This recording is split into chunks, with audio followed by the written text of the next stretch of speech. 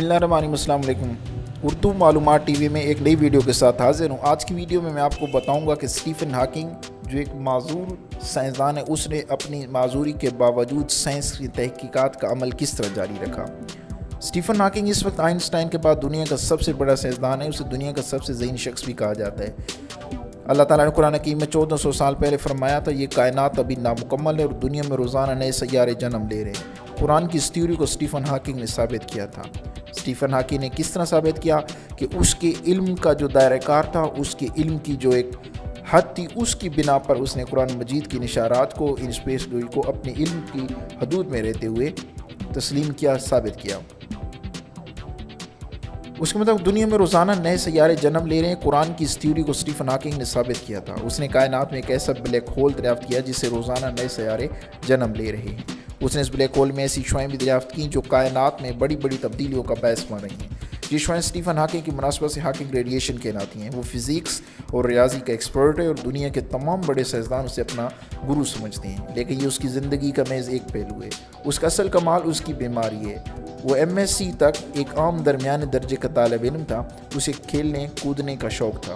वो साइकिल चलाता था, फुटबॉल खेलता था, कश्ती रानी के मुकाबलों में हिस्सा लेता था और रोज़ाना 5 किलोमीटर दौड़ लगाता था। वो 1963 में कैम्ब्रिज यूनिवर्सिटी से PhD कर रहा था। वो एक दिन सीढ़ियों से नीचे फिसल गया, उसे अस्पताल ले जाया गया। वहाँ उसका तिब्बी मुआयना हुआ तो पता चला वो दुनिया के पेचीदा तरीन बीमारी मोटर न्यूरॉन डिजीज़ का शिकार हो गया है। ये बीमारी तिब्बी ज़बान में ALS कहलाती है। स्टीफन हॉकिंग 21 साल की उम्र में इस बीमारी का शिकार हुआ था। इस बीमारी में इंसान के दिमाग में मौजूद मोटर न्यूरॉन्स काम करना छोड़ देते हैं। सबसे पहले उसकी हाथ की उंगलियां मफलूज हुईं, फिर उसके हाथ, फिर उसके बाजू, फिर उसका बालाई धड़, फिर उसके पाँव, फिर उसकी टांगें और आखिर में उसकी ज़बान भी इसका साथ छोड़ गई। वो 1965 में व्हील चेयर तक महदूद हो गया। फिर उसकी गर्दन दाएं जानिब ढलकी और दोबारा सीधी ना हो सकी। वो 1974 तक खुराक और वाशरूम के लिए दूसरों का महताज हो गया। आज उसकी पूरे जिस्म में सिर्फ पलकों में ज़िंदगी मौजूद है। ये सिर्फ पलकें हिला सकता है। डॉक्टरों ने उसे 1974 में गुड बाय कह दिया, लेकिन हॉकिंग ने शिकस्त तस्लीम करने से इनकार कर दिया। उसने ज़िंदा रहने, आगे बढ़ने और उस माजूरी के बावजूद दुनिया का सबसे बड़ा साइंसदान बनने का फैसला किया। चुनांचे उसने व्हील चेयर पर कायनात के रमूज़ खोलना शुरू किए तो साइंस हैरान रह गई।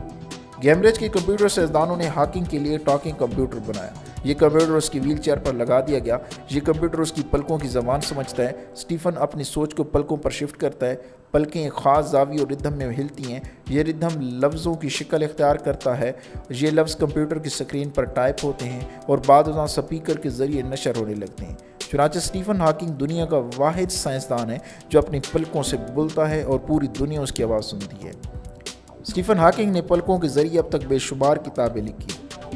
उसने क्वांटम ग्रेविटी और कायनाती साइंसदान कॉस्मोलॉजी को बेशुमार नए फ़लसफ़े भी दिए।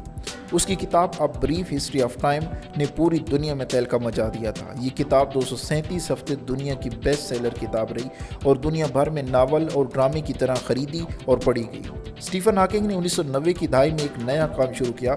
उसने मायूस लोगों को ज़िंदगी की खूबसूरतियों के बारे में लेक्चर देना शुरू किए। दुनिया की बड़ी बड़ी कंपनियां, इदारे और फॉर्म्स हॉकिंग की खिदमात हासिल करती हैं। हॉकिंग की व्हील चेयर को सैकड़ों हज़ारों लोगों के सामने स्टेज पर रख दिया जाता है और वो कंप्यूटर के ज़रिए लोगों को बताता है, अगर मैं इस माजूरी के बावजूद कामयाब हो सकता हूँ, अगर मैं मेडिकल साइंस को शिकस्त दे सकता हूँ, अगर मैं मौत का रास्ता रोक सकता हूँ, तो तुम लोग जिनके सारे आज़ा सलामत हैं, जो चल सकते हैं, जो दोनों हाथों से काम कर सकते हैं, जो खा पी सकते हैं, जो कह के लगा सकते हैं और जो अपने तमाम ख्यालात दूसरे लोगों तक पहुंचा सकते हैं, वो क्यों मायूस हैं। मैं उम्मीद करता हूं कि आज की वीडियो आपको पसंद आई होगी। मज़ीद वीडियो देखने के लिए हमारे चैनल को ज़रूर सब्सक्राइब करें। वीडियो पसंद आई है तो लाइक करें, शेयर करें और अपने ख्यालात का इज़हार कमेंट में ज़रूर कीजिए। वीडियो देखने का शुक्रिया।